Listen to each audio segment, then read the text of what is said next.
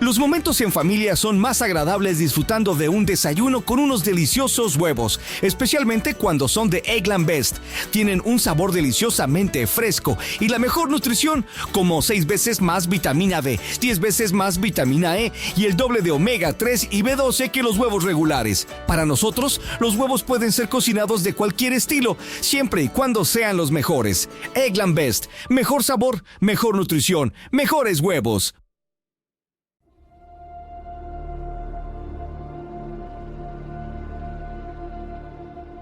La luna deslumbrante asoma entre los árboles.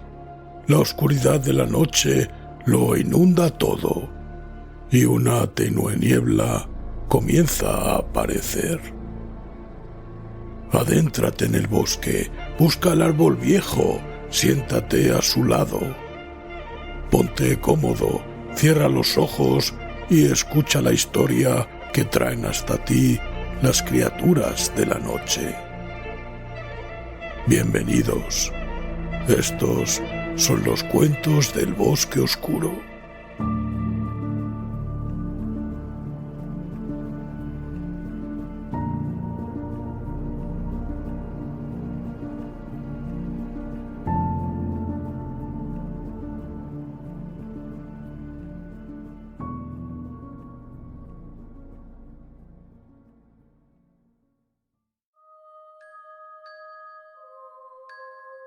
Si te gusta lo que hacemos, recuerda suscribirte. Es totalmente gratuito y estarás al tanto de la aparición de nuevos audios. Y recuerda darle a me gusta antes de que acabe el audio, que no se te olvide. Quién sabe qué horribles pesadillas nos aguardan después.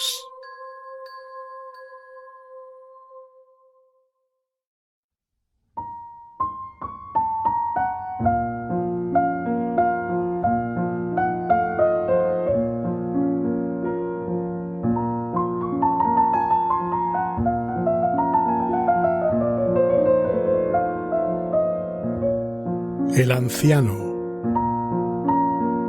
de Daphne du Maurier.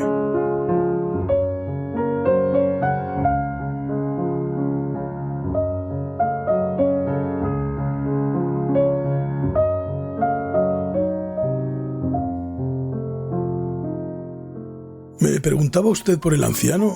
Creo que sí. Usted es nuevo en esta región. ¿Ha venido a pasar sus vacaciones? En verano suele venir mucha gente. Siempre acaban bajando por los acantilados hasta esta playa y se detienen para mirar al mar.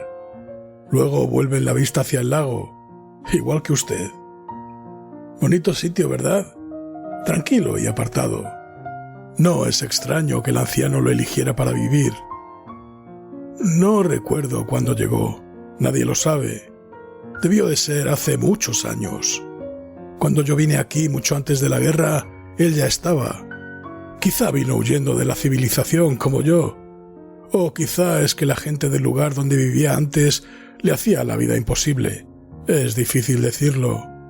Desde el principio me dio la impresión de que había hecho algo, o alguien se lo había hecho a él, que le había enemistado con el mundo. Recuerdo que la primera vez que le vi me dije: apuesto a que este tipo tiene un genio endiablado. Sí, vivía con su mujer ahí mismo, junto al lago. Tenían una extraña casucha, expuesta a todos los vientos, pero eso no parecía importarles. Uno de los muchachos de la granja me había aconsejado con una sonrisa que me mantuviera apartado del viejo que vivía junto al lago. Por lo visto, no le agradaban los intrusos, así que me guardaba mucho de ir a charlar con él. Aunque de todas formas habría sido inútil, puesto que yo no sabía ni una palabra de su idioma. La primera vez que le vi, se hallaba en pie junto al borde del lago, mirando al mar. Yo, por pura discreción, me abstuve de cruzar el puentecillo de madera tendido sobre el agua para no pasar demasiado cerca de él, y llegué al otro lado dando la vuelta por la orilla. Luego, con la turbadora sensación de que me estaba entrometiendo en lo que no me importaba y de que no tenía nada que hacer allí, me oculté detrás de unos matorrales, saqué los prismáticos y los enfoqué hacia él. Era un gran tipo, ancho y fuerte. Ha envejecido después, naturalmente. Estoy hablando de hace varios años, pero incluso ahora se le nota lo que debe de haber sido. Da sensación de fuerza, de energía, y lleva siempre erguida la cabeza como un rey. Y esto es algo más que una simple frase. No bromeo. ¿Quién sabe si nos lleva en sus venas sangre real heredada de algún remoto antepasado? Y quién sabe si no es eso lo que de vez en cuando despierta en su interior y, no es culpa suya, le torna violento. Pero entonces no pensaba en eso. Permanecí mirándole y cuando le vi que se volvía, me agaché tras el matorral y me pregunté qué pensamientos le pasarían por la cabeza y si sabría que yo estaba allí espiándole. Me habría visto en una situación violenta si le hubiese ocurrido acercarse a donde yo estaba, pero debió de pensárselo mejor, o quizás era que no le importaba. Siguió mirando al mar, contemplando las gaviotas y el ascendente flujo de la marea, y al cabo de un rato se apartó de la orilla del lago y se dirigió a su casa, en busca de su esposa y quizá de comida. A ella no la vi aquel día, no andaba por allí. Como vivían en la orilla izquierda del lago, al borde mismo del agua, y no había camino apropiado hasta allí, no me sentía con valor para acercarme demasiado y encontrarme cara a cara con ella. Pero cuando no obstante la vi al fin, quedé decepcionado. No valía gran cosa. Quiero decir que no tenía el estilo de él. Me parecía una criatura sosegada y de buen carácter. Cuando los vi, volvían los dos de pescar y se dirigían desde la playa al lago. Él iba delante, naturalmente. Ella le seguía. Ninguno de los dos reparó en mí y yo me alegré porque el viejo podía muy bien haberse detenido a esperarla, decirle que volviera a casa y luego bajar hasta las peñas en que yo estaba sentado. Usted me preguntará qué habría hecho yo en ese caso. Maldito si lo sé. Quizá me habría levantado, silbando con aire de indiferencia, le habría dedicado luego un saludo y una sonrisa, inútil desde luego, pero es algo instintivo, si usted comprende lo que quiero decir, y después de darle los buenos días, me habría marchado por el otro lado. No creo que él hubiera hecho nada. Se habría limitado a seguirme con la vista, mirándome con sus extraños y alargados ojos. A partir de entonces, tanto en invierno como en verano, yo estaba siempre en la playa o en las rocas, y ellos seguían su extraña y solitaria existencia, pescando unas veces en el lago y otras en el mar. De vez en cuando me encontraba con ellos en el puerto que había sobre el estuario, mirando las embarcaciones ancladas allí. Solía preguntarme quién de los dos había sugerido la idea de acercarse a aquel lugar. Quizás él se había sentido bruscamente atraído por el bullicio y la vida del puerto, por todas las cosas a las que había renunciado o que jamás había conocido, y le había dicho a ella: «Hoy nos vamos a la ciudad», y ella, encantada de hacer lo que más le agradara, le seguía. Lo que llamaba la atención, y no podía menos de repararse en ello, era lo mucho que se querían. Yo la he visto a ella salir a recibirle alguna vez que se había quedado en casa mientras él salía a pescar. Le veía cuando aún estaban muy lejos y bajaba a la playa a esperarle. Iban directamente el uno hacia el otro y se abrazaban sin que les importase un comino que les estuvieran viendo hacerlo. Era conmovedor. Uno se daba cuenta de que algo tendría aquel anciano cuando ocurría todo aquello. Puede que fuese un verdadero demonio para los extraños, mas para ella era completamente distinto. Al verles así, sentía simpatía por él. Dice usted que si tenían hijos, a eso iba. Precisamente quería hablarle de eso, porque ya ve usted, ocurrió una verdadera tragedia. Y nadie, excepto yo, sabe nada. Supongo que podría habérselo dicho a alguien, pero en ese caso, no sé.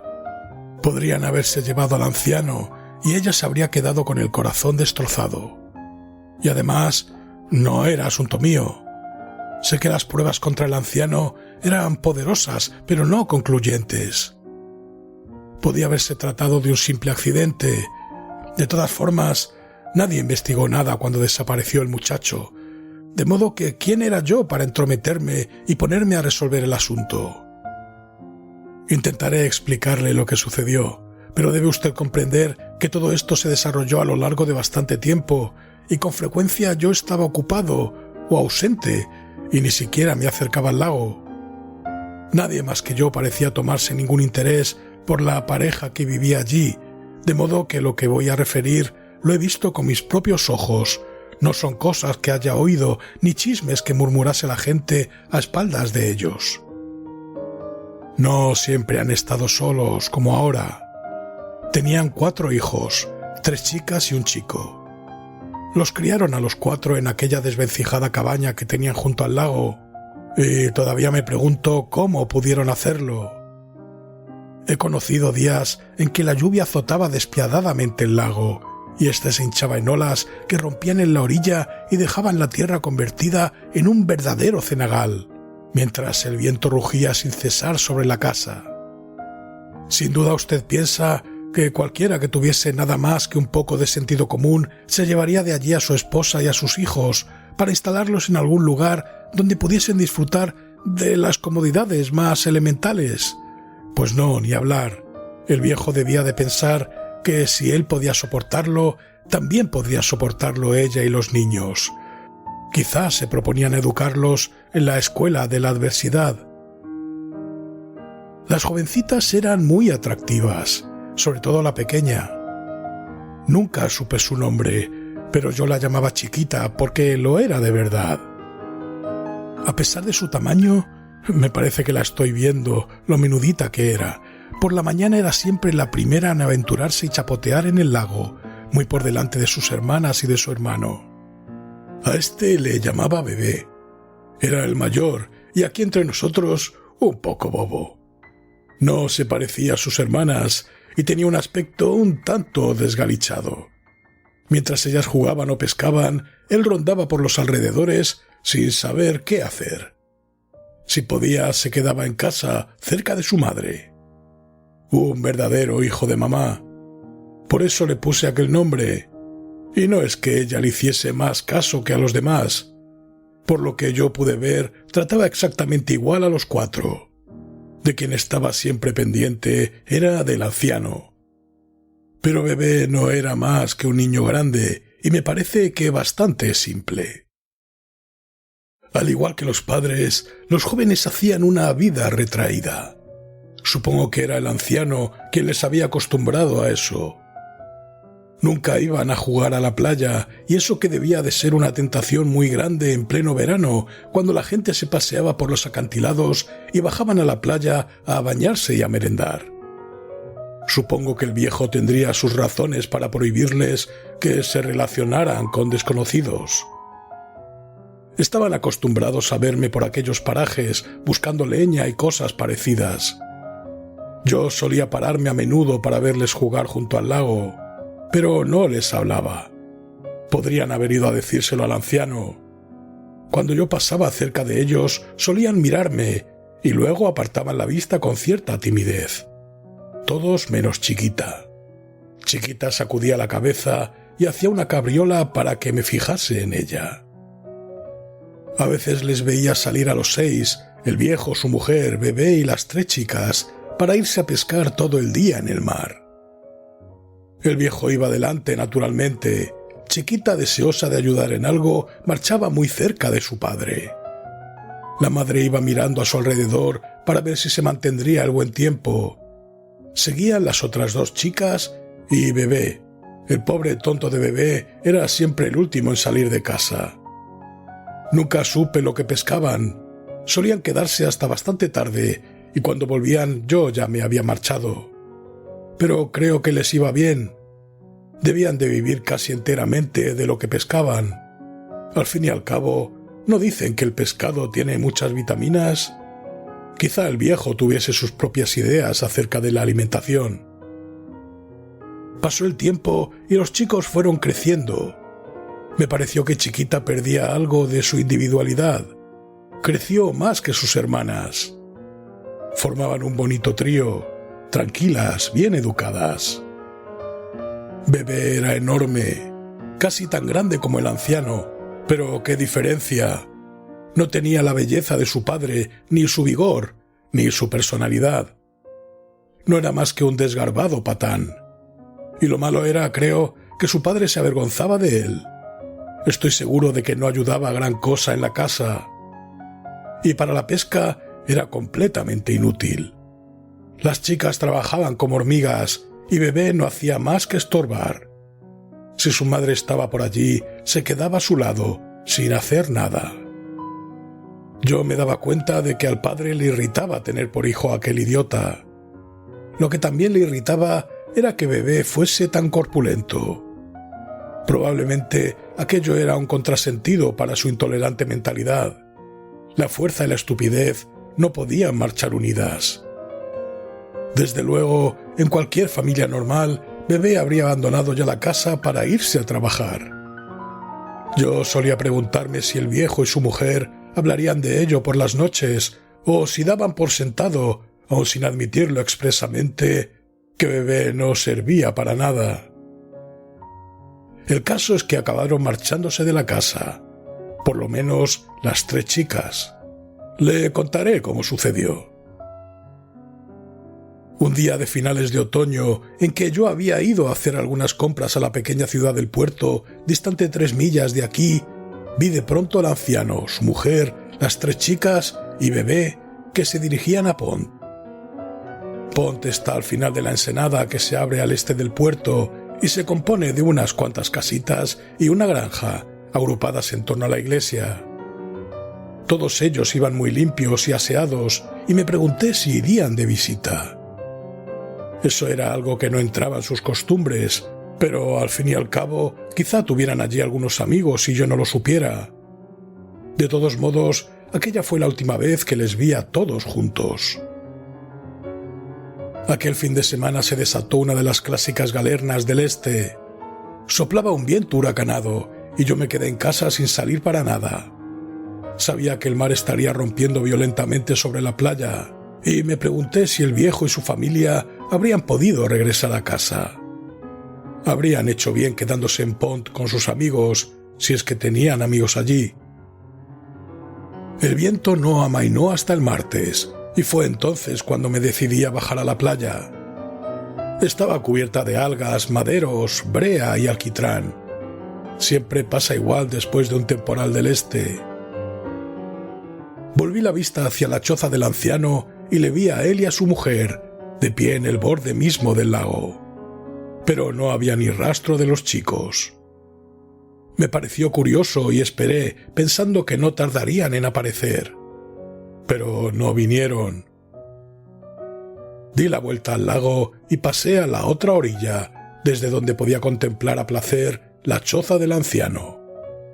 Incluso saqué mis viejos prismáticos para verla mejor. Los chicos no estaban allí. El viejo vagaba perezosamente de un lado a otro, como solía hacer cuando no estaba pescando, y ella tomaba el sol en la puerta. La única explicación era que hubiesen dejado a los chicos en casa de sus amigos de Pont para que pasaran allí unos cuantos días. Reconozco que esta idea me tranquilizó, porque por un momento había temido que hubiesen emprendido el camino de regreso el sábado por la noche, hubieran sido sorprendidos por el temporal y que solo los padres hubiesen podido regresar sanos y salvos. Pero no podía ser. Me habría enterado de algo. Alguien me lo habría contado. Y además, no estaría el anciano paseando con su habitual aire de indiferencia, ni su mujer tomando tranquilamente el sol. No, seguramente los habían dejado en casa de algún amigo. A menos que, por fin, Bebé y sus hermanas se hubieran decidido a marcharse en busca de trabajo. Me había acostumbrado de tal manera a verles pasear por los alrededores que al faltar Chiquita y los demás me sentía triste. Experimentaba la extraña sensación de que se habían ido para siempre. Estúpido, ¿verdad? Que me preocupara, quiero decir. Había visto crecer a los 4 jóvenes y ahora, sin razón alguna, al parecer, habían desaparecido. Me hubiese gustado saber unas pocas palabras de su idioma para preguntarles como buen vecino: «Veo que han vuelto solos usted y su señora. Espero que no habrá ocurrido nada malo». Pero de nada serviría. El viejo me habría mirado con aquellos ojos suyos tan extraños y me habría mandado a paseo. Nunca volví a ver a las chicas. Nunca. No regresaron. Una vez me pareció ver a Chiquita junto al estuario con un grupo de amigas, pero no podría asegurar que fuese ella. Si lo era, había crecido mucho y su aspecto era completamente distinto. Voy a decirle lo que creo. Creo que aquel fin de semana el viejo y su mujer se llevaron a sus hijos con algún propósito definido. Y o los habían instalado en casa de algunos amigos o les habían mandado a que se ganaran la vida por sus propios medios. Ya comprendo que eso parece cruel y que es algo que usted no les haría nunca a sus hijos, pero debe recordar que el anciano era un tipo duro y que no obedecía más dictados que los de su propia ley. Pensaba sin duda que aquello era lo mejor y probablemente tenía razón, y si por lo menos supiese yo con certeza qué era lo que les había ocurrido a las chicas, no me sentiría tan preocupado. Pero cuando me siento preocupado y triste es cuando pienso en lo que le sucedió a Bebé. Porque ya ve usted, Bebé fue lo bastante necio como para regresar. Volvió cosa de 3 semanas después del día en que salió hacia Pont. Yo había bajado por los bosques, que no es mi camino habitual, pues generalmente sigo el curso del arroyo que desemboca en el lago. Y cuando pasaba junto a las marismas del norte, a cierta distancia de la casa del anciano, vi de pronto a Bebé. No estaba haciendo nada. Se hallaba en pie, en medio del pantano, y parecía aturdido. Estaba demasiado lejos de mí para que pudiera llamarle. Además, no tenía valor para hacerlo. Pero me quedé mirándole con su aire torpe y desgarbado. Tenía la vista vuelta en dirección a la casa del anciano. El anciano y su mujer no prestaban la menor atención a Bebé. Estaban junto a la playa, cerca del puentecillo de madera, y no sabría decir si salían a pescar o volvían. Y allí estaba Bebé, pintada en el rostro su estupidez, y también el miedo. Sentía deseos de preguntarle ¿pasa algo? Pero no sabía cómo decirlo. Me quedé por tanto quieto, igual que él, mirando al anciano. Y lo que ambos temíamos que ocurriera, ocurrió al fin. El anciano levantó la cabeza y vio a Bebé. Debió de decirle algo a su mujer, porque ella no se movió, sino que se quedó donde estaba, junto al puente, mientras él se volvía como un rayo y bajaba por el otro lado del lago, en dirección al pantano, hacia el lugar donde estaba Bebé. Su aspecto era terrible. Nunca podré olvidarlo. En aquel hermoso rostro que tanto había admirado yo siempre, brillaba ahora una expresión malévola y furiosa. Y mientras corría, no dejaba de lanzar imprecaciones contra Bebé. Sus voces llegaban hasta mis oídos. Bebé, atónito y espantado, buscaba desesperadamente dónde refugiarse. No había nada, solo los delgados juncos que crecían al borde del pantano. Pero era tan estúpido el pobrecillo que fue a esconderse allí, creyéndose con eso a salvo. Daba pena ver aquello. Estaba haciendo acopio de valor para intervenir cuando de pronto el anciano se detuvo en seco y sin dejar de proferir maldiciones dio media vuelta y retornó al puente. Bebé le miraba desde su escondite de juncos. Luego salió de nuevo al pantano, sin duda con la idea de volver a casa de sus padres. Miré a mi alrededor. No había nadie que pudiera prestar ninguna ayuda. Y si acudía a la granja, me dirían que no me metiese en asuntos ajenos, que era mejor dejar solo al viejo cuando sufría uno de sus ataques de ira, y que en todo caso Bebé era ya lo bastante mayorcito para cuidar de sí mismo. Era tan corpulento como el viejo. Podía defenderse si hacía falta. Pero yo sabía que eso no era cierto. Bebé no tenía fibra de luchador, no sabía cómo hacerlo. Esperé largo rato junto al lago, pero nada sucedió. Comenzaba a hacerse de noche. Era inútil que continuara esperando. El anciano y su esposa se habían apartado del puente y habían entrado en la casa. Bebé seguía inmóvil en el pantano, a orillas del lago. Le llamé dulcemente. «Es inútil, no te dejarán entrar. Vuelve a Pont, o a donde quiera que hayas estado hasta ahora. Vete a cualquier sitio, pero no te quedes aquí». Me miró con su habitual expresión aturdida y extrañada en su rostro, y comprendí que no había entendido ni una sola palabra de lo que yo le había dicho. Me sentía impotente. Como no podía hacer nada, me volví a mi casa. Pero toda la noche estuve pensando en Bebé, y a la mañana siguiente bajé de nuevo al lago. Había cogido un grueso bastón para sentirme más valeroso, aunque no me servía de gran cosa contra el anciano. Bien, supongo que habían llegado a un acuerdo durante la noche. El caso es que Bebé estaba de nuevo al lado de su madre y el anciano paseaba solo. Tengo que decir que sentí un gran alivio. Al fin y al cabo, ¿qué podía haber hecho o dicho yo? Si el anciano no quería que Bebé estuviera en su casa, la verdad es que se trataba de un asunto exclusivamente suyo. Y si Bebé era tan estúpido como para acercarse por allí, también eso era cosa suya. Yo censuraba la conducta de la madre. En definitiva, ella era quien debía decirle a Bebé que sería mejor que se quitara de en medio mientras el viejo estuviera de malas. Pero nunca me pareció muy inteligente, ni que fuese capaz de demostrar una gran energía. Sin embargo, el acuerdo a que debían de haber llegado pareció funcionar bien durante algún tiempo. Bebé permanecía siempre pegado a su madre. Supongo que le ayudaría en las faenas de la casa, no lo sé seguro. Y el anciano los dejaba solos y se iba reconcentrando cada vez más en sí mismo. Había tomado la costumbre de sentarse junto al puente, encorvado hacia adelante, y solía quedarse mirando al mar con una extraña expresión meditativa. Parecía hallarse ajeno a todo, retraído. No me gustaba. Ignoro cuáles serían sus pensamientos, pero estoy seguro de que eran malos. Parecía haber transcurrido mucho tiempo desde que él y el resto de la familia emprendían sus animadas excursiones de pesca. Todo había cambiado. Se mantenía apartado y su mujer y Bebé estaban siempre juntos.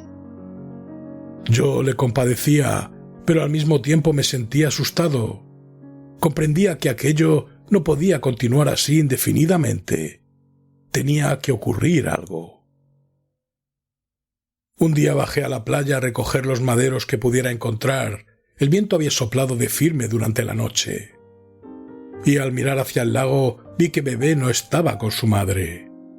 Se hallaba de nuevo al borde del pantano, donde yo le había visto el día de su regreso. Ya he dicho que era tan corpulento como su padre. Si hubiera sabido cómo utilizar su fuerza, podría haberle hecho frente en cualquier momento, pero carecía de cerebro. Y allí estaba, grandullón y asustado, en el pantano. Y el viejo le miraba con ojos asesinos desde la puerta de su casa. Va a matarle, pensé, pero ignoraba cuándo ni dónde lo haría. Si sería de noche, cuando todos dormían, o de día mientras pescaban. Era inútil apelar a la madre. Ella no lo impediría.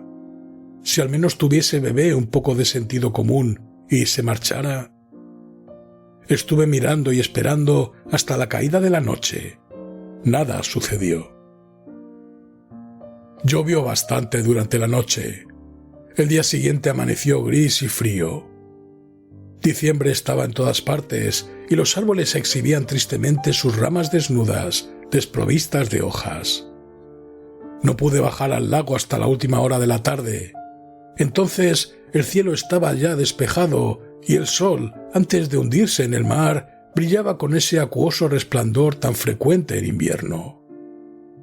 Vi al anciano y a su mujer. Estaban los dos junto al lago de su vieja choza. Y también ellos me vieron acercarme, pues estaban mirando hacia mí. Bebé no estaba allí. No estaba en el pantano ni a la orilla del lago. Crucé el puente y seguí la orilla derecha del lago. Aunque llevaba conmigo los prismáticos, no pude ver a Bebé. Y durante todo el tiempo notaba que el anciano no dejaba de vigilarme. Entonces le vi. Bajé apresuradamente la ladera, crucé la marisma y me acerqué hacia aquello que veía tendido allá, detrás de los juncos. Estaba muerto. Tenía una herida enorme en el cuerpo. Sangre seca le cubría la espalda. Pero había estado tendido allí toda la noche. Estaba empapado por la lluvia. Quizá me tome usted por tonto, pero lo cierto es que me puse a llorar como un idiota. Me volví hacia el anciano y le grité: «¡Asesino! ¡Sanguinario! ¡Maldito asesino!». No respondió, ni se movió. Siguió al lado de su mujer, mirándome desde la puerta de su choza. Usted querrá saber lo que hice. Fui a buscar una azada y allí mismo, entre los juncos de la marisma, cavé una tumba para Bebé y recé una oración por él, aun sin saber de cierto cuál era su religión. Cuando hube terminado, volví a mirar al otro lado del lago en dirección al anciano. ¿Y sabe usted lo que vi? Le vi agachar la cabeza, inclinarse hacia su mujer y besarla. Y ella levantó su cabeza y le besó. Era a la vez un requiem y una bendición, una expiación, una acción de gracias. Sabían a su manera que habían obrado mal, pero todo había terminado ya, puesto que yo había enterrado a Bebé y éste había desaparecido. Volvían de nuevo a ser libres y no existía ya nadie que los separase. Salieron al centro del lago y de pronto vi que el anciano estiraba el cuello y batía las alas. Separándose del agua, remontó vuelo con un movimiento lleno de fuerza, y ella le siguió. Vi a los dos cisnes volar hacia el mar en dirección al sol poniente, y le aseguro que el espectáculo de aquellos dos cisnes volando solos en medio del invierno era uno de los más bellos que he visto en mi vida.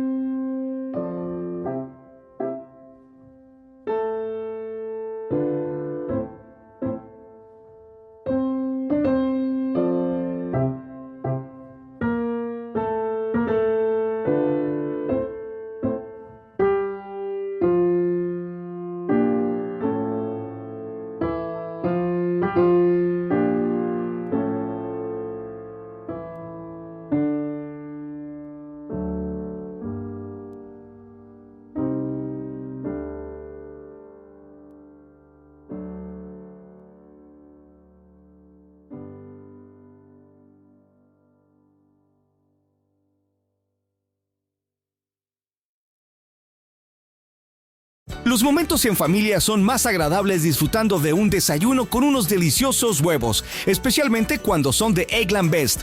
Tienen un sabor deliciosamente fresco y la mejor nutrición, como 6 veces más vitamina B, 10 veces más vitamina E y el doble de omega 3 y B12 que los huevos regulares. Para nosotros, los huevos pueden ser cocinados de cualquier estilo, siempre y cuando sean los mejores. Eggland Best, mejor sabor, mejor nutrición, mejores huevos.